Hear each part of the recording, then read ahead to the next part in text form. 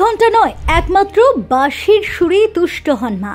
ভোগে যদি একটা ইলিশের পিস না থাকে তাহলে একেবারে কঠিন অবস্থা করে ফেলেন এই মা।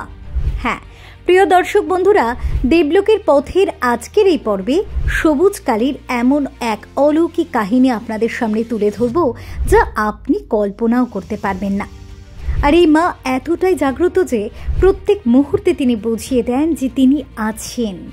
আর এই মায়ের বাসস্থান কলকাতা থেকে মাত্র কয়েক কিলোমিটার দূরে। তাহলে চলুন বিস্তারিতভাবে তুলে ধরি। হুগলি জেলার নালিকুলে সবুজ কালীর মন্দিরটি অবস্থিত। এখানে অমাবস্যার রাতে বাঁশির সুরে পুজো করা হয়, যা সত্যি একটি অদ্ভুত অভিজ্ঞতা। মা কালী ঘণ্টা কিংবা কাসুরের আওয়াজে তুষ্ট হন না, বরং তিনি বাঁশির সুরে সন্তুষ্ট হন। ভক্তদের জন্য এখানে 14টি প্রদীপ জ্বালিয়ে মনস্কামনার কথা জানালে মা কাউকে খালি হাতে ফেরত পাঠান না, যা এই মন্দিরের অলৌকিকতার একটি পরিচায়ক। হুগলি জেলার নালিকুলে অবস্থিত এই মন্দির প্রতিদিন হাজার হাজার ভক্তের সমাগমে গমগম করে। ভক্তরা শুধুমাত্র একবার মা কালীর দর্শন পাওয়ার জন্য অপেক্ষা করে থাকেন।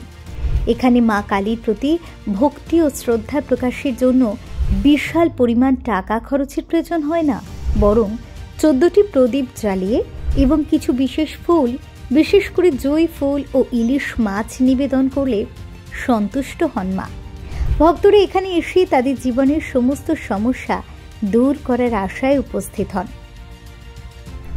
মন্দিরের পরিবেশ অত্যন্ত শান্তিপূর্ণ এবং আধ্যাত্মিক। প্রবেশদ্বারে পা রাখার পরই এক অদ্ভুত অনুভূতি হয়, যেন সমস্ত দুশ্চিন্তা ও উদ্বেগ দূর হয়ে গিয়েছে। গর্ভগৃহের সামনে দাঁড়িয়ে থাকা ভক্তদের চোখে দেখা যায় এক অদ্ভুত উন্মাদনা। তারা সবাই মা কালীর দর্শনের জন্য অধীর আগ্রহে অপেক্ষা করছেন। মন্দিরের চারপাশে সবুজ গাছপালা এবং ফুলের গন্ধ পরিবেশকে আরও মনোরম করে তোলে। সবুজ মা কালীর মন্দিরের ইতিহাস বেশ পুরনো। এটি প্রতিষ্ঠিত হয়েছিল বটকৃষ্ণ অধিকারী নামে এক দরিদ্র বৈষ্ণব পরিবারের সদস্য দ্বারা।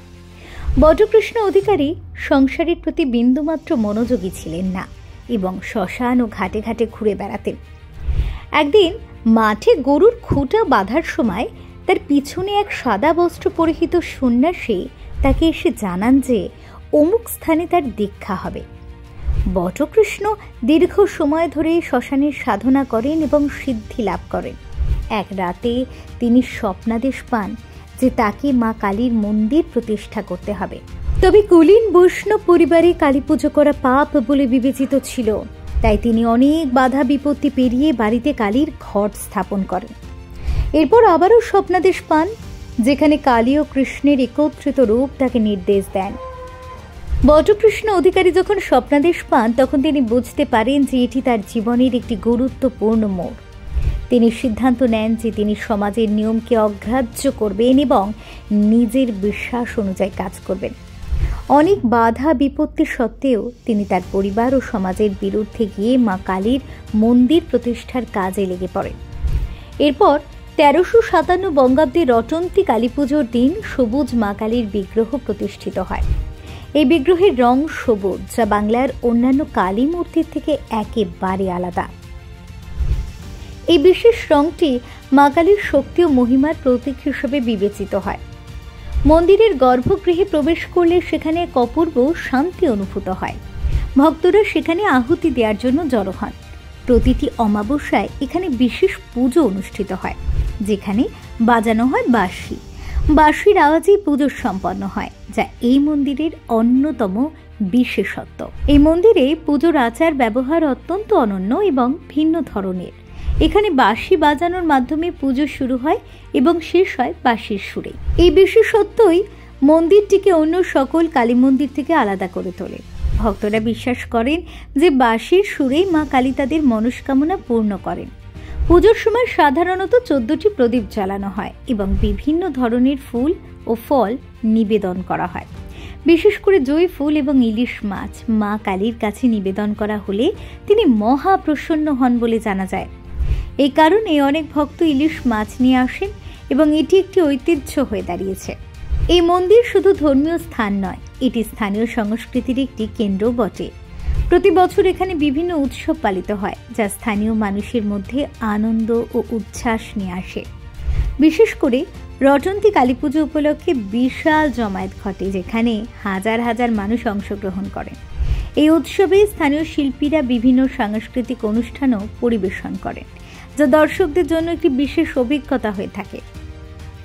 গান, বাজনা, নৃত্য এবং নাটকের মাধ্যমে স্থানীয় সংস্কৃতিকে তুলে ধরা হয়। এই মন্দিরের অলৌকিক কাহিনীগুলি মানুষের মনে গভীর প্রভাব ফেলে এবং এখানে আসা প্রতিটি ভক্তের জন্য এটি একটি অনন্য অভিজ্ঞতা হয়ে থাকে। সব মিলিয়ে হুগলির সবুজ মা কালীর মন্দির শুধুমাত্র একটি ধর্মীয় স্থান নয়, এটি একটি আধ্যাত্মিক অভিজ্ঞতা যেখানে বিশ্বাস, আশা এবং প্রেম একত্রিত হয়েছে। যারা এখানে আসেন তারা শুধুমাত্র দেবীর দর্শন লাভ করেন না, বরং একটি নতুন জীবন দর্শনও লাভ করেন, যা তাদের জীবনকে পরিবর্তন করে দিতে পারে। এজন্যই সবুজ মা কালীর মন্দির আজও হাজার হাজার মানুষের হৃদয়ে একটি বিশেষ স্থান দখল করে আছে, যেখানে তারা নিজেদের সমস্যাগুলি ভুলে গিয়ে শান্তি খুঁজতে আসেন এবং নতুন আশায় ফিরে যান। আপনার শুভাকাঙ্ক্ষীদের কাছে এই ভিডিওটি পৌঁছে দিতে প্রচুর পরিমাণে শেয়ার করুন। ভিডিওটি অবশ্যই লাইক করুন, কমেন্টে জানান এই ধরনের আরও অজানা তথ্য আপনারা পেতে চান কিনা। চ্যানেলটিকে সাবস্ক্রাইব করে আমাদের পাশে থাকুন। কমেন্টে লিখুন, জয় সবুজ কালীর জয়, জয় সনাতন ধর্মের জয়।